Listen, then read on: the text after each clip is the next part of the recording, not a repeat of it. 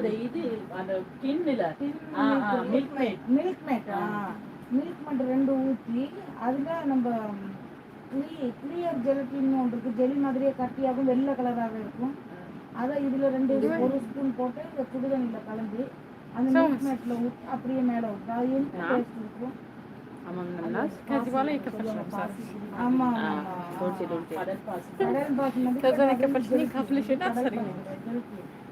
Jelly மாதிரியே இருக்கும், white colour தண்ணி மாதிரியே அந்த கட்டி ஆகும்.